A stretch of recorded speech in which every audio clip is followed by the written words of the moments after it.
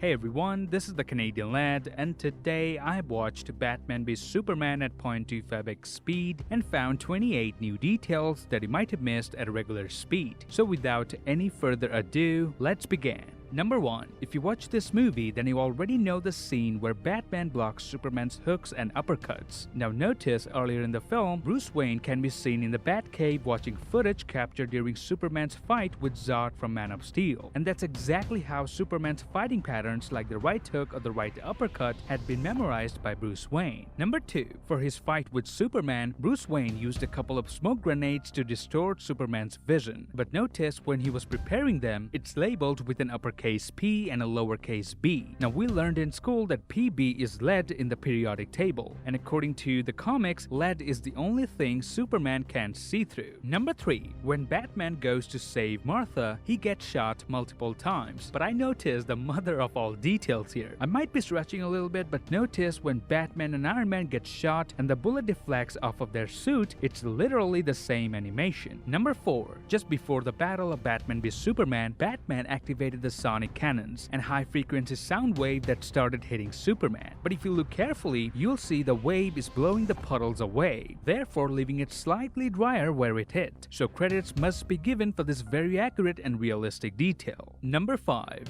Barry aka Flash is holding a bottle of milk in the security footage. He leaves the bottle behind as he takes out the thug and catches the bottle before he drops a fraction of an inch. Watching this scene in slow motion shows that the bottle begins to fall ever so slightly, but he catches it almost immediately. Number 6. At this point, we know that kryptonite has no effect on humans, but upon this rewatch, I just noticed it glows very bright when it's near a Kryptonian. Number 7. If you didn't know, this thing is called the World Engine. We salvaged what we could. Armor, weapons, even a world engine.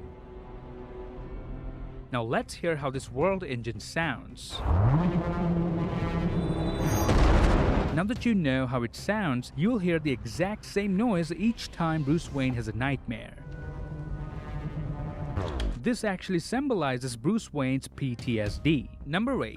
Superman gets surrounded by people during the Day of the Dead celebration, which mirrors a scene from Man of Steel where he was drowning in skulls in a dream. So the vision he was shown in Man of Steel turned out to be true in the best way possible. Number 9. When Superman dies, who is heavily typified as a Christ figure throughout the movie, if you notice in the background, 3 telephone poles are put in a way that resembles the 3 crosses. Number 10. Lex Luthor resents God for not saving him from his abusive father.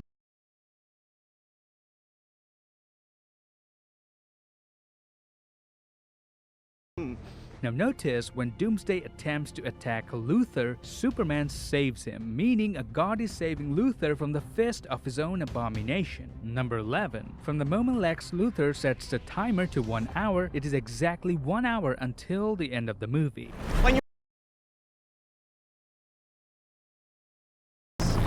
Number 12. Because Zod's body was used in the creation of Doomsday, Doomsday has the same scar that Zod used to have in Man of Steel. Number 13. When Clark wanted to do a story on Batman, Perry White stopped him, but Clark kept defending his actions, saying that's the point of the Daily Planet. Now notice what Perry says to Clark. When the planet was founded, it stood for something, Perry. And so could you if it was 1938, but it's not 1938. He said if it was 1938, he would have been doing the right thing. Now Superman made his debut in the comics in 1938. Number 14. There's a lake by Bruce Wayne's house. Now the shape of this lake looks like a symbol, but I'll leave it up to you lads to tell me what comes to your mind right off the bat. Number 15. Throughout the film, we see Bruce Wayne walking aimlessly through the fields. It's not until the end, after Superman's sacrifice, that Bruce is finally shown walking away on a clear path, indicating that he was aimless before but not anymore. Number 16. Lex Luthor is kept in Belle Reve prison, exactly where Suicide Squad takes place. Coming to my next detail, number 17. Luthor is referred as prisoner AC-23-1940. Prisoner AC-23-1940. The warden wants to speak to you, so stand to your feet.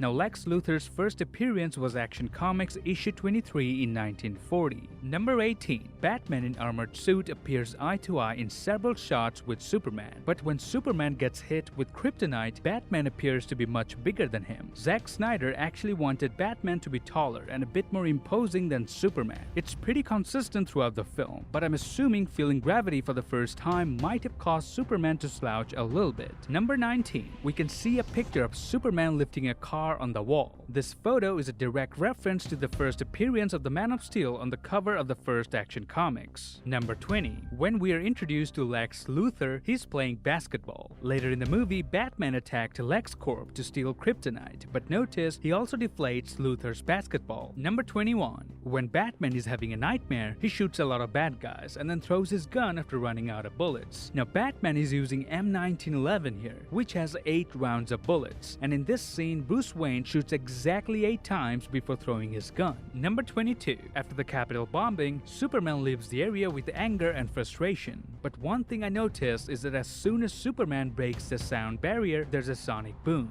Here's how it sounds.